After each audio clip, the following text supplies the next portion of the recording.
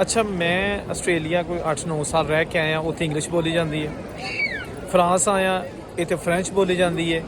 ਤੇ ਮੈਂ ਦੁਕਾਨ 'ਤੇ ਜਦੋਂ ਜਾਂਦਾ ਤੇ ਕੋਈ ਚੀਜ਼ ਲੈਣੀ ਹੋ ਤੇ ਫਿਰ ਮੈਂ ਚੀਜ਼ ਵੱਲ ਇਸ਼ਾਰਾ ਕਰਨਾ, ਜਿਸ ਤਰ੍ਹਾਂ ਗੂੰਗੇ ਬੰਦੇ ਨਹੀਂ ਕਰਦੇ। ਔਰ ਮੈਨੂੰ ਬੜਾ ਅਜੀਬ ਫੀਲ ਹੁੰਦਾ ਕਿ ਯਾਰ ਪੜ੍ਹਿਆ ਲਿਖਿਆ ਬੰਦਾ ਤੇ ਲੇਕਿਨ ਫਰੈਂਚ ਨਹੀਂ ਆਉਂਦੀ, ਤੇ ਜ਼ੀਰੋ ਤੋਂ ਸਟਾਰਟ ਹੋ ਗਿਆ। ਤੇ ਕੋਈ ਵੀ ਚੀਜ਼ ਲੈਣੀ ਹੈ, ਜੇ ਮੈਨੂੰ ਕੋਈ ਪੈਸੇ ਮੰਗਦਾ ਤੇ ਮੈਂ ਪੈਸੇ ਉਹਦੇ ਅੱਗੇ ਕਰ ਦੇਣਾ ਹੱਥ ਰੱਖ ਕੇ, ਤੇ ਉਹ ਜਿੰਨੇ ਉਹਨਾਂ ਨੂੰ ਚਾਹੀਦੇ ਹੁੰਦੇ ਨੇ ਉਹਨੇ ਵਿੱਚੋਂ ਲੈ ਲੈਂਦੇ ਨੇ ਤੇ ਬਾਕੀ ਮੈਨੂੰ ਚੇਂਜ ਵਾਪਸ ਕਰ ਛੱਡਦੇ ਨੇ। ਅੱਲਾ ਜਾਣਦਾ, ਤੁਹਾਨੂੰ ਸਹੀ ਗੱਲ ਦੱਸ ਰਿਹਾ। ਔਰ ਬੜਾ ਮਸਲਾ ਹੈ ਜਦੋਂ ਤੁਹਾਨੂੰ ਇੱਕ ਮੁਲਕ ਦੀ ਜ਼ੁਬਾਨ ਹੀ ਨਹੀਂ ਆਉਂਦੀ।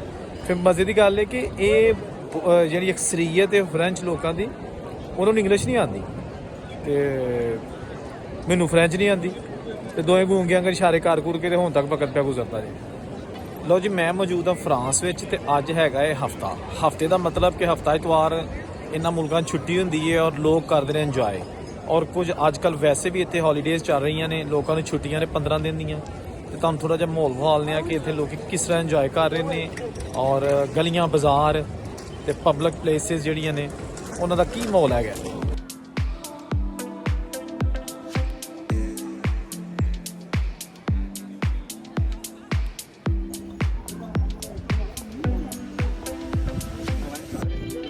ਅੱਛਾ, ਇਹ ਛੁੱਟੀ ਹੁੰਦੀ ਹੈ ਇੱਥੋਂ ਦੇ ਜਿਹੜੇ ਰਿਹਾਇਸ਼ੀ ਗੋਰੇ ਨੇ ਉਹਨਾਂ ਦੀ।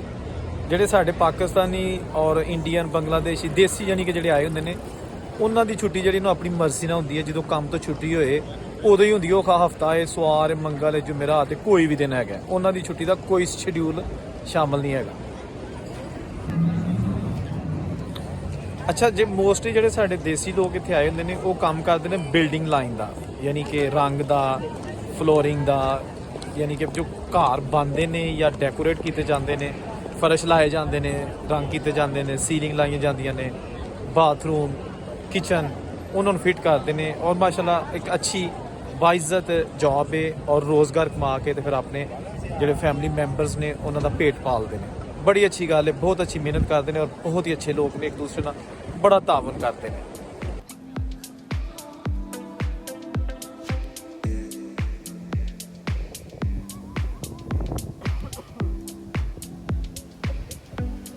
ਅੱਛਾ, ਮੈਂ ਹੁਣ ਤੱਕ ਜਿੰਨੇ ਵੀ ਪਾਕਿਸਤਾਨੀ ਜਾਂ ਦੇਸੀ ਕਮਿਊਨਿਟੀ ਦੇ ਲੋਕ ਨੇ ਉਹਨਾਂ ਨੂੰ ਮਿਲਿਆ, ਉਹਨਾਂ ਦੀ ਮੈਜੋਰਿਟੀ ਉਹ ਨੇ ਜਿਹੜੇ ਡੰਕੀ ਲਾ ਕੇ ਆਏ ਨੇ, ਗੈਰ ਕਾਨੂੰਨੀ ਤਰੀਕਿਆਂ ਨਾਲ ਇੱਥੇ ਆਏ ਨੇ। ਉਹਨਾਂ 'ਚ ਬਹੁਤ ਸਾਰੇ ਐਸੇ ਨੇ ਜਿਹੜੇ ਸੈਟਲਡ ਹੋ ਚੁੱਕੇ ਨੇ ਔਰ ਉਹਨਾਂ ਦੇ ਡਾਕੂਮੈਂਟਸ ਬਣ ਚੁੱਕੇ ਨੇ। ਬੜੀਆਂ ਸਟਰਗਲ ਉਹਨਾਂ ਕੀਤੀ ਹੈ ਇੱਥੇ ਆਉਣ ਤੱਕ ਯੂਰਪ ਦੇ ਵਿੱਚ, ਤੇ ਲੇਕਿਨ ਹਾਲੇ ਵੀ ਮੈਜੋਰਿਟੀ ਐਸੀ ਹੈ ਜਿਨ੍ਹਾਂ ਦੇ ਕਾਗਜ਼ ਨਹੀਂ ਬਣੇ। ਉਹਨਾਂ ਨੇ ਕੇਸਿਸ ਪਾਏ ਸਨ, ਰਿਜੈਕਟ ਹੁੰਦੇ ਗਏ। ਅੱਜ ਉਹ ਕੰਮ ਦੇ ਕਰ ਰਹੇ ਨੇ, ਪੈਸੇ ਤੇ ਕਮਾ ਰਹੇ ਨੇ, ਲੇਕਿਨ ਉਹਨਾਂ ਦੇ ਡਾਕੂਮੈਂਟਸ ਨਹੀਂ ਬਣ ਸਕੇ, ਜਿਹਦੀ ਵਜ੍ਹਾ ਦੇ ਨਾਲ ਉਹ 10-10 ਸਾਲ, 8-8 ਸਾਲ ਤੋਂ ਆਪਣੇ ਮੁਲਕ ਨਹੀਂ ਜਾ ਸਕੇ, ਆਪਣੇ ਫੈਮਿਲੀ ਨੂੰ ਨਹੀਂ ਮਿਲ ਸਕੇ। ਔਰ ਉਹਨਾਂ ਨਾਲ ਜਦੋਂ ਗੱਲ ਹੁੰਦੀ ਹੋਈ ਕਹਿੰਦੇ ਨੇ ਕਿ ਡੰਕੀ ਲਾ ਕੇ ਤੇ ਕੋਈ ਨਾ ਆਏ, ਡਾਕੂਮੈਂਟਸ ਬਣਾਉਣਾ ਬੜਾ ਮੁਸ਼ਕਲ ਹੈ। ਔਰ ਚੈੱਕ ਕਿਸੇ ਦਾ ਲੱਗ ਜੇ ਤਾਂ ਲੱਗ ਜੇ, ਅਦਰਵਾਈਜ਼ 99 ਜਿਹੜੇ ਨਾ ਉਹ ਲੋਕ ਉਹਨਾਂ ਦੇ ਕੇਸਿਸ ਰਿਜੈਕਟ ਹੁੰਦੇ ਨੇ ਔਰ ਫਿਰ ਉਹ ਲੋਕ ਛੋ ਕੇ ਪੇ ਕੰਮ ਕਰਦੇ ਨੇ, ਕਿਉਂਕਿ ਮੁਲਕਾਂ 'ਚੋਂ ਕੱਢਿਆ ਨਹੀਂ ਜਾਂਦਾ। ਜਿਹੜਾ ਇੱਕ ਵਾਰੀ ਇੱਥੇ ਆ ਜਾਂਦਾ ਉਹਨੂੰ ਕੱਢਦੇ ਨਹੀਂ, ਜਦ ਤੱਕ ਤੁਸੀਂ ਇੱਥੇ ਕੋਈ ਪੰਗੇ ਨਾ ਕਰੋ, ਕੋਈ ਸ਼ਰਾਰਤਾਂ ਨਾ ਕਰੋ, ਠੀਕ ਹੈ ਨਾ, ਕੋਈ ਆਪਣਾ ਐਸੇ ਕੰਮ ਨਾ ਕਰੋ ਕਿ ਜਿਹੜੇ ਗੈਰ ਕਾਨੂੰਨੀ ਤੌਰ ਦੇ ਉੱਤੇ ਤੁਹਾਨੂੰ ਕਾਨੂੰਨ ਨੂੰ ਹੱਥ 'ਚ ਨਾ ਲਵੋ, ਵਰਨਾ ਇਹ ਕੱਢਦੇ ਨਹੀਂ। ਅੱਛਾ, ਇਹਨਾਂ ਮੁਲਕਾਂ ਦੇ ਵਿੱਚ ਨਾ ਹਲਾਲ ਖਾਣੇ ਦਾ ਬੜਾ ਮਸਲਾ ਹੁੰਦਾ ਹੈ। ਖੈਰ, ਹਲਾਲ ਖਾਣੇ ਦੇ ਬਹੁਤ ਸਾਰੇ ਰੈਸਟੋਰੈਂਟਸ ਨੇ ਔਰ ਮੋਸਟਲੀ ਤਰਕਿਸ਼ ਜਿਹੜੇ ਲੋਕ ਨੇ, ਜਿਹੜੇ ਸਾਡੇ ਮੁਸਲਮਾਨ ਮੁਲਕਾਂ ਦੇ ਇੱਥੇ ਲੋਕ ਆਏ ਨੇ, ਬਿਜ਼ਨਸਮੈਨ, ਉਹਨਾਂ ਨੇ ਬੜੇ ਇੱਥੇ ਹਲਾਲ ਰੈਸਟੋਰੈਂਟਸ ਬਣਾਏ ਨੇ, ਬਰਗਰ ਸ਼ਾਪਸ ਨੇ, ਰੋਲ ਜਿਹੜੇ ਹੁੰਦੇ ਨੇ ਉਹ ਬਣਾਉਂਦੇ ਨੇ। ਖੈਰ, ਜਿਸ ਤਰ੍ਹਾਂ ਕਿ ਤੁਸੀਂ ਦੇਖ ਸਕਦੇ ਹੋ, ਇੱਕ ਮੈਂ ਤਰਕੀ ਸ਼ਾਪ ਤੇ ਅੱਗੋਂ ਦੀ ਲੰਘ ਰਿਹਾ, ਇਹ ਹਲਾਲ ਹੈਗੀ ਹੈ, ਠੀਕ ਹੈ ਨਾ। ਇਹ ਤੁਸੀਂ ਦੇਖ ਸਕਦੇ ਹੋ ਮੇਰੇ ਪਿੱਛੇ, ਇੱਥੇ ਲੋਕ ਵੀ ਬੈਠੇ ਨੇ।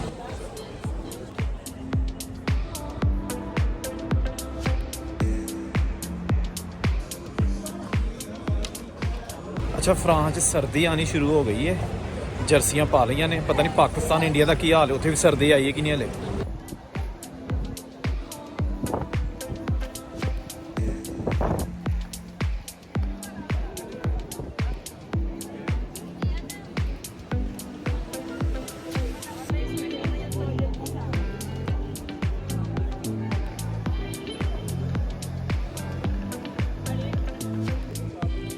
ਅੱਛਾ, ਇੱਥੇ ਜਿਹੜੀਆਂ ਟੈਕਸੀਆਂ ਨੇ ਨਾ, ਉਹ ਜਸਟ ਇੱਕ ਸਿੰਪਲ ਆਮ ਰੰਗ ਦੀਆਂ ਕਾਰਾਂ ਨੇ, ਯਾਨੀ ਕਿ ਕੋਈ ਕੰਪਨੀ ਦੀਆਂ ਟੈਕਸੀਆਂ ਨਹੀਂ ਹੈਗੀਆਂ ਜਿਸ ਤਰ੍ਹਾਂ ਕਿ ਹੁੰਦੀਆਂ ਨੇ।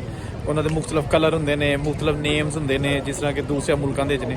ਇੱਥੇ ਜਸਟ ਤੁਸੀਂ ਟੈਕਸੀ ਦੀ ਨੰਬਰ ਪਲੇਟ ਲੈਂਦੇ ਹੋ ਤੇ ਫਿਰ ਆਪਣੀ ਜਿਹੜੀ ਵੀ ਗੱਡੀ ਹੁੰਦੀ ਹੈ ਉਹਦੇ ਛੱਤ ਦੇ ਉੱਤੇ ਜਿਹੜਾ ਤੁਸੀਂ ਟੈਕਸੀ ਦੀ ਪੀਲੀ ਬੱਤੀ ਵਾਲੀ ਜਿਹੜੀ ਹੈਗੀ ਨਾ ਇੱਕ ਨਾਂ ਉਹ ਲਾ ਲੈਂਦੇ ਹੋ ਤੇ ਇਹੋ ਟੈਕਸੀ ਇੱਥੇ।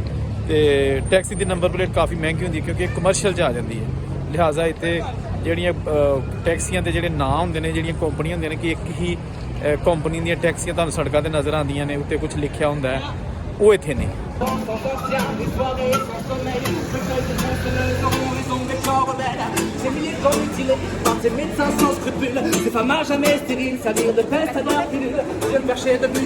ਅੱਛਾ, ਫਰਾਂਸ ਦੇ ਵਿੱਚ ਨਾ ਟੈਕਸ ਬਹੁਤ ਜ਼ਿਆਦਾ ਹਕੂਮਤ ਲੈਂਦੀ ਹੈ, ਯਾਨੀ ਕਿ ਟੈਕਸ ਦੀ ਸ਼ਰ੍ਹਾ ਬਹੁਤ ਜ਼ਿਆਦਾ ਹੈ। ਜਿਤਨੇ ਵੀ ਯੂਰਪੀਅਨ ਕੰਟਰੀਜ਼ ਨੇ ਉਹਨਾਂ ਨਾਲ ਸਭ ਤੋਂ ਜ਼ਿਆਦਾ ਜਿਹੜੀ ਸ਼ਰ੍ਹਾ ਟੈਕਸ ਦੀ ਹੈ ਨਾ ਉਹ ਇੱਥੇ ਫਰਾਂਸ ਵਿੱਚ ਹੈ, ਔਰ ਤਕਰੀਬਨ 49% ਤਕਰੀਬਨ ਅੱਧੋ ਅੱਧ ਜਿਹੜਾ ਨਾ ਉਹ ਗੌਰਮੈਂਟ ਲੈ ਲੈਂਦੀ ਹੈ, ਠੀਕ ਹੈ ਨਾ। ਤੇ ਬਾਕੀ ਇੱਥੇ ਸਹੂਲੀਅਤ ਵੀ ਹੈ ਨੇ, ਆਫ ਕੋਰਸ ਪੈਸੇ ਲੈਂਦੇ ਨੇ ਤੇ ਲੋਕਾਂ ਦੇ ਲਾਉਂਦੇ ਵੀ ਨੇ। ਬੜਾ ਅੱਛਾ ਨਿਜ਼ਾਮ ਹੈ, ਸਿਕਿਉਰਿਟੀ ਹੈ, ਸਫਾਈ ਹੈ, ਇਨਫਰਾਸਟਰਕਚਰ ਹੈ, ਡਿਵੈਲਪਮੈਂਟ ਹੈ। ਔਰ ਜਿਹੜੇ ਬੇਰੋਜ਼ਗਾਰ ਲੋਕ ਨੇ ਇੱਥੋਂ ਦੇ, ਜਿਨ੍ਹਾਂ ਕੋਲ ਕਾਗਜ਼ ਨੇ, ਬੇਰੋਜ਼ਗਾਰ ਨੇ, ਉਹਨਾਂ ਨੂੰ ਪੈਸੇ ਵੀ ਦਿੰਦੀ, ਉਹਨਾਂ ਦੇ ਫੈਮਿਲੀ ਫੰਡਸ ਲੱਗੇ ਨੇ। ਔਰ ਜਿਹੜੇ ਰਿਫਿਊਜੀ ਆਉਂਦੇ ਨੇ, ਯਾਨੀ ਪਨਾਹ ਗਜ਼ੀਨ ਆਉਂਦੇ ਨੇ ਆਪਣੇ ਮੁਲਕਾਂ 'ਚੋਂ, ਇੱਥੇ ਆ ਕੇ ਕੇਸਿਸ ਪਾ ਦਿੰਦੇ, ਉਹਨਾਂ ਨੂੰ ਵੀ ਜਿਹੜਾ ਨਾ ਪੈਸੇ ਹਰ ਮਹੀਨੇ ਦਿੱਤੇ ਜਾਂਦੇ ਨੇ।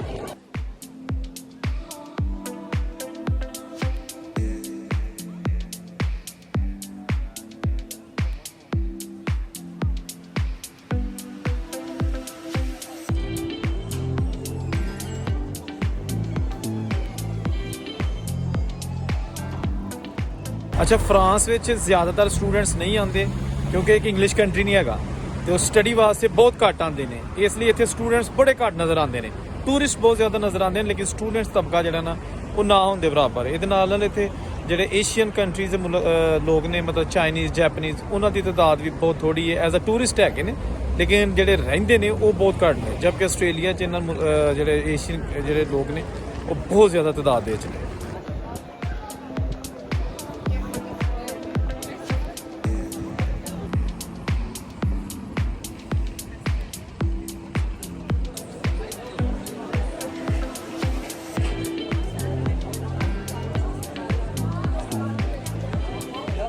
ਅੱਛਾ, ਯੂਰਪ ਦਾ ਇੱਕ ਮੁਲਕ ਹੈ ਪੁਰਤਗਾਲ। ਪੁਰਤਗਾਲ ਇੱਕ ਐਸਾ ਮੁਲਕ ਹੈ ਜਿਹੜਾ ਕਿ ਡਾਕੂਮੈਂਟਸ ਬਹੁਤ ਜਲਦੀ ਦੇ ਦਿੰਦਾ। ਉਹ ਇਹ ਨਹੀਂ ਵੇਂਦਾ ਕਿ ਬੰਦਾ ਇਲੀਗਲ ਆਇਆ, ਲੀਗਲ ਆਇਆ, ਡਾਕੂਮੈਂਟਸ ਦੇ ਦਿੰਦਾ। ਤਾਂ ਜਿਹੜੇ ਇੱਥੇ ਬਹੁਤ ਸਾਰੇ ਦੇਸੀ ਨੇ ਜਿਹੜੇ ਵਿਚਾਰੇ ਅਰਸ਼ਾ ਦਰਾਜ਼ ਤੋਂ ਆਪਣੇ ਮੁਲਕਾਂ ਤੋਂ ਆਏ ਨੇ, ਲੇਕਿਨ ਪਾਕਿਸਤਾਨ ਨਹੀਂ ਜਾ ਸਕੇ, ਪੈਸਾ ਬੜਾ ਕਮਾ ਲਿਆ, ਡਾਕੂਮੈਂਟਸ ਨਹੀਂ ਬਣ ਸਕੇ, ਤੇ ਉਹਨਾਂ ਅੱਗੇ ਰਿਕੁਐਸਟ ਹੈ ਕਿ ਉਹ ਤੁਸੀਂ ਪੁਰਤਗਾਲ ਜਾ ਕੇ ਆਪਣੀਆਂ ਜਿਹੜੀਆਂ ਫਾਈਲਾਂ ਨੇ ਲੌਕ ਕਰਵਾਓ ਤੇ ਟੈਕਸ ਦਿਓ। ਬੇਸ਼ੱਕ ਤੁਸੀਂ ਆਪਣੇ ਮੁਲਕਾਂ 'ਚ ਰਹੋ, ਜਰਮਨੀ, ਇਟਲੀ, ਫਰਾਂਸ, ਜਿੱਥੇ ਵੀ ਤੁਸੀਂ ਰਹਿ ਰਹੇ ਹੋ, ਲੇਕਿਨ ਤੁਸੀਂ ਉਹਦੀਆਂ ਮੈਂ ਅਲੱਗ ਸੇ ਵੀਡੀਓ ਬਣਾ ਚੁੱਕਿਆ। ਔਰ ਤੁਸੀਂ ਜਾਣਦੇ ਵੀ ਹੋ ਕਿ ਮਾਸ਼ਾਅੱਲਾ ਸਮਝਦਾਰ ਨੇ ਸਾਰੇ। ਇੱਕ ਵਾਰੀ ਕਾਗਜ਼ ਭਰਾਓ, ਬਣਾ ਲਓ, ਆਪਣੇ ਵਤਨ 'ਚ ਆਪਣੀ ਮਾਂ ਨੂੰ ਜਾ ਕੇ ਮਿਲ ਲਓ। ਅਗਰ ਬੀਵੀ ਬੱਚੇ ਛੱਡ ਗਿਆ ਤਾਂ ਉਹਨਾਂ ਨੂੰ ਮਿਲ ਲਵੋ। ਅਗਰ ਦੂਜੇ ਫੈਮਿਲੀ ਮੈਂਬਰਸ ਨੇ ਤੇ ਕੋਸ਼ਿਸ਼ ਕਰੋ, ਪੈਸਾ ਕਮਾਉਂਦਿਆਂ ਰਹੀਦਾ, ਤੁਸੀਂ ਬੜਾ ਕਮਾ ਲਿਆ, ਅੱਗੋਂ ਵੀ ਕਮਾਉਣਾ ਤੇ ਕਾਗਜ਼ ਬਣਾ ਲਓ। ਕਾਗਜ਼ ਬਣਾ ਲਓ, ਉਸ ਤੋਂ ਬਾਅਦ ਫਿਰ ਤੁਸੀਂ ਦੁਬਾਰਾ ਇੱਥੇ ਆਓ, ਬੱਚੇ ਲੈ ਕੇ ਆਓ। ਅਗਰ ਨਹੀਂ ਤੁਹਾਡੀ ਸ਼ਾਦੀ ਹੋਈ ਤੇ ਜਾਓ ਫਿਰ ਪਾਕਿਸਤਾਨ, ਸ਼ਾਦੀ ਕਰੋ, ਵਿਆਹ ਕਰੋ, ਆਪਣਾ ਘਰ ਵਸਾਓ, ਠੀਕ ਹੈ ਨਾ। ਤੇ ਜਾ ਕੇ ਜਿਹੜਾ ਨਾ ਆਪਣਾ ਵਕਤ ਮਜ਼ੀਦ ਜ਼ਾਇਆ ਨਾ ਕਰੋ।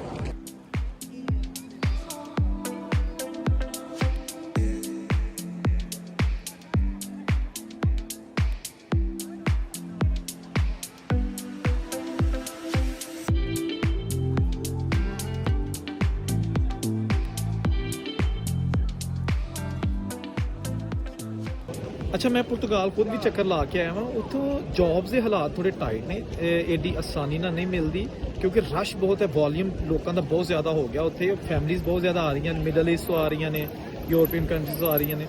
ਤੇ ਲੇਕਿਨ ਬੇਸਿਕ ਚੀਜ਼ ਤੇ ਹੈਗੀ ਕਿ 2 ਸਾਲ ਦਾ ਅਰਸਾ ਤੁਸੀਂ ਕੱਢਣਾ, ਜਿਸ ਤਰ੍ਹਾਂ ਵੀ ਕਰਨਾ, ਉਹਦੇ ਬਾਅਦ ਤੁਹਾਡੇ ਡਾਕੂਮੈਂਟਸ ਬਣ ਜਾਣਗੇ ਤੇ ਕਮ ਸੇ ਕਮ ਤੁਸੀਂ ਕੰਮ ਵੀ ਕਰ ਸਕਦੇ ਹੋ, ਆ ਜਾ ਵੀ ਸਕਦੇ ਹੋ ਆਪਣੇ ਵਤਨਾਂ 'ਚ, ਬੱਚੇ ਵੀ ਲਿਆ ਸਕਦੇ ਹੋ ਤੇ ਆਪਣੀ ਫੈਮਿਲੀ ਨੂੰ ਵੀ ਮਿਲ ਸਕਦੇ ਹੋ। ਤੇ ਪੁਰਤਗਾਲ ਜਨਾਬ ਬੜਾ ਖੂਬਸੂਰਤ ਮੁਲਕ ਹੈ, ਬੜੇ ਟੂਰਿਸਟ ਉੱਥੇ ਜਾਂਦੇ ਨੇ। ਅੱਜ ਕੱਲ੍ਹ ਜ਼ਰਾ ਉੱਥੇ ਮੰਦੀ ਹੁਣ ਆਉਣ ਵਾਲੀ ਹੈ, ਸਰਦੀਆਂ ਆਉਂਦੀਆਂ ਨੇ, ਜੌਬਸ ਉੱਥੇ ਥੋੜ੍ਹੀਆਂ ਘੱਟ ਜਾਂਦੀਆਂ ਨੇ ਕਿਉਂਕਿ ਜਿਹੜੇ ਟੂਰਿਸਟ ਨੇ ਉਹ ਘੱਟ ਜਾਂਦੇ ਨੇ, ਔਰ ਜਿਹੜੇ ਟੂਰਿਸਟ ਪੁਆਇੰਟ ਨੇ, ਰੈਸਟੋਰੈਂਟਸ ਨੇ ਔਰ ਦੂਸਰੀਆਂ ਚੀਜ਼ਾਂ ਨੇ, ਉਹ ਫਿਰ ਥੋੜ੍ਹਾ ਨਾ ਉਹ ਬੰਦ ਹੋ ਜਾਂਦੇ ਨੇ ਔਰ ਲੋਕੀ ਹੋ ਜਾਂਦੇ ਨੇ ਬੇਰੁਜ਼ਗਾਰ। ਉਹ ਫਿਰ ਦੂਸਰਿਆਂ ਯੂਰਪੀਅਨ ਕੰਟਰੀਜ਼ 'ਚ ਆ ਕੇ ਜੌਬ ਸ਼ੌਬ ਕਰਦੇ ਰਹਿੰਦੇ ਨੇ।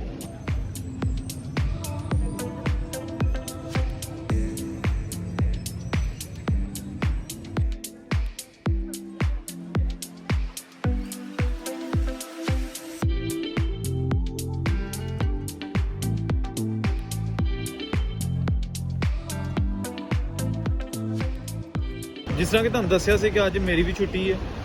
ਮੇਰੀ ਤਾਂ ਗੱਲ ਛੁੱਟੀ ਹੋਈ ਹੈ, ਮੈਂ ਕਿਹੜਾ ਹਲੇ ਕੋਈ ਕੰਮ ਸ਼ਮ ਕਰਨਾ, ਤੇ ਇਸ ਲਈ ਵੀਡੀਓ ਬਣਾਈ ਜਾ ਰਹੀ ਹੈ। ਮੁਖਤਲਿਫ ਇਨਫੋਰਮੇਸ਼ਨ ਤੁਹਾਨੂੰ ਦਿੱਤੀ ਜਾ ਰਹੀ ਹੈ ਔਰ ਇਸ ਦਾ ਮਾਹੌਲ ਵੀ ਦਿਖਾਇਆ ਜਾ ਰਿਹਾ। ਅੱਛਾ, ਇੱਕ ਚੀਜ਼ ਹੈ ਕਿ ਇਹਨਾਂ ਦਾ ਮਾਹੌਲ ਬੜਾ ਸਾਫ਼ ਸੁਥਰਾ, ਸਾਈਕਲ ਬੜੀ ਚਲਾਉਂਦੇ ਨੇ, ਬਹੁਤ ਜ਼ਿਆਦਾ ਲੋਕ ਸਾਈਕਲਾਂ ਦੇ ਸਫ਼ਰ ਕਰਦੇ ਨੇ। ਘਰ ਗੱਡੀਆਂ ਵੀ ਖੜੀਆਂ ਨੇ ਲੇਕਿਨ ਸਾਈਕਲ ਦਾ ਬੜਾ ਸਫ਼ਰ।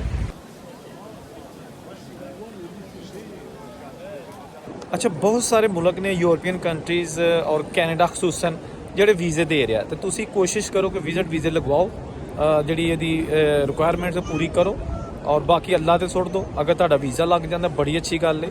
ਆਪਣੇ ਤੁਸੀਂ ਜਾਓ, ਦੂਸਰੇ ਮੁਲਕਾਂ ਜਾਓ, ਪੈਸੇ ਕਮਾਓ, ਜ਼ਿੰਦਗੀ ਬਣਾਓ, ਫੈਮਿਲੀ ਨੂੰ ਸਪੋਰਟ ਕਰੋ। ਅੱਛਾ, ਇੱਥੇ ਪੈਦਲ ਚੱਲਣ ਵਾਸਤੇ ਵੀ ਇਹ ਸਟੇਸ਼ਨ ਦੀ ਇੱਕ ਰਾਹਦਾਰੀ ਹੈਗੀ ਹੈ। ਇਹ ਦੇਖੋ, ਇਧਰੋਂ ਦੀ ਤੁਸੀਂ ਜਾਣਾ ਹੈ, ਇਧਰੋਂ ਦੀ ਆਉਣਾ ਹੈ, ਕਿਉਂਕਿ ਜਦੋਂ ਰਸ਼ ਬਹੁਤ ਜ਼ਿਆਦਾ ਹੋ ਜਾਂਦਾ ਫਿਰ ਇੱਕ ਦੂਜੇ ਨੂੰ ਮੋਢੇ ਨਹੀਂ ਲੱਗਦੇ। ਹੁਣ ਵੀ ਤੁਸੀਂ ਦੇਖੋ ਰਸ਼ ਨਹੀਂ, ਲੇਕਿਨ ਫਿਰ ਵੀ ਇੱਕ ਸਾਈਡ ਤੋਂ ਲੋਕੀ ਜਾ ਰਹੇ ਨੇ, ਦੂਸਰੀ ਤੇ ਆ ਰਹੇ ਨੇ।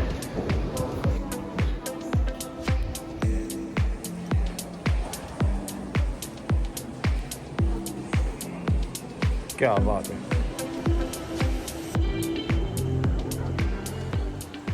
ਇਹ ਜਨਾਬ ਸਟੇਸ਼ਨ ਤੋਂ ਬਾਹਰ ਅਸੀਂ ਜਾ ਰਹੇ ਹਾਂ। ਐਸਕੇਲੇਟਰਸ ਇੱਕ ਸਾਈਡ ਤੋਂ ਆਓ, ਇੱਕ ਸਾਈਡ ਤੇ ਜਾਓ। ਖੈਰ ਇਹ ਤਾਂ ਇੱਕ ਨੋਰਮਲ ਚੀਜ਼ ਹੈ, ਲੇਕਿਨ ਤੁਹਾਡੇ ਨਾਲ ਸ਼ੇਅਰ ਕਰਨਾ ਜ਼ਰੂਰੀ ਹੈ। ਤੇ ਇਹ ਜਦੋਂ ਅਸੀਂ ਸਟੇਸ਼ਨ ਤੋਂ ਬਾਹਰ ਨਿਕਲੇ, ਸਾਹਮਣੇ ਲਾਰੀ ਅੱਡਾ, ਬੱਸਾਂ ਖੜੀਆਂ।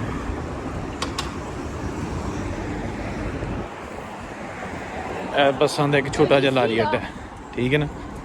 ਇਹ ਤੁਸੀਂ ਦੇਖੋ ਰੈਕਸ ਬਣੇ ਨੇ, ਸਟੈਂਡ ਬਣੇ ਨੇ, ਇੱਥੇ ਬੱਸਾਂ ਆ ਕੇ ਲੱਗ ਜਾਂਦੀਆਂ, ਠੀਕ ਹੈ ਨਾ। ਬੱਸ ਜਿਸ ਤਰ੍ਹਾਂ ਖੜੀ ਹੈ, ਇਹ ਸਾਰਿਆਂ ਦੇ ਜਾ ਕੇ ਬੱਸਾਂ ਲੱਗਦੀਆਂ ਨੇ, ਉਹ ਫਿਰ ਆਪਣੇ ਆਪਣੇ ਰੂਟਸ ਦੇ ਮੁਤਾਬਕ ਜਿੱਥੇ ਜਿੱਥੇ ਜਾਣੀਆਂ ਨੇ ਉਹ ਚਲੀਆਂ ਜਾਂਦੀਆਂ ਨੇ। ਇਹ ਖਲੋਤੀ ਬੱਸ। ਅੱਛਾ ਦੋਸਤੋ, ਮੇਰਾ ਇਹ ਸੀ ਅੱਜ ਦਾ ਛੋਟਾ ਜਿਹਾ ਵਲੌਗ, ਜਿਹਦੇ ਵਿੱਚ ਤੁਹਾਨੂੰ ਥੋੜ੍ਹੀ ਜਿਹੀ ਗੁਫ਼ਤਗੂ ਕੀਤੀ ਹੈ, ਤੁਹਾਨੂੰ ਥੋੜ੍ਹੇ ਜਿਹੇ ਕਲਿੱਪਸ ਦਿਖਾਏ ਨੇ, ਮਾਹੌਲ ਦਿਖਾਇਆ ਹੈ। ਮੌਸਮ ਬੜਾ ਅੱਛਾ, ਸਰਦੀ ਆ ਰਹੀ ਹੈ। ਤੇ ਮੇਰੇ ਮਜ਼ੀਦ ਵਲੌਗਸ ਹੈਗੇ ਨੇ ਇਸ ਚੈਨਲ ਤੇ, ਚੈਨਲ ਨੂੰ ਸਬਸਕ੍ਰਾਈਬ ਕਰੋ ਤੇ ਮੇਰੇ ਦੂਸਰੇ ਵਲੌਗਸ ਵੀ ਜ਼ਰਾ ਦੇਖੋ ਤੇ ਕਮੈਂਟ ਕਰਕੇ ਬਤਾਓ ਕਿ ਕੁਝ ਗੁਜ਼ਾਰਾ ਹੋ ਰਿਹਾ, ਕੁਝ ਸਹੀ ਬਣ ਰਹੇ ਨੇ ਕਿ ਨਹੀਂ, ਦੱਸਿਓ ਜ਼ਰੂਰ। ਮੈਂ ਇੱਕ ਅਨਪੜ੍ਹ ਜਿਹਾ ਬੰਦਾ ਹੈਗਾ ਤੇ ਬੜੀਆਂ ਗਲਤੀਆਂ ਹੁੰਦੀਆਂ ਨੇ, ਠੀਕ ਹੈ ਨਾ। ਤੁਸੀਂ ਜ਼ਰਾ ਗਾਈਡ ਕਰ ਦਿਆ ਕਰੋ। ਅੱਲਾ ਹਾਫਿਜ਼।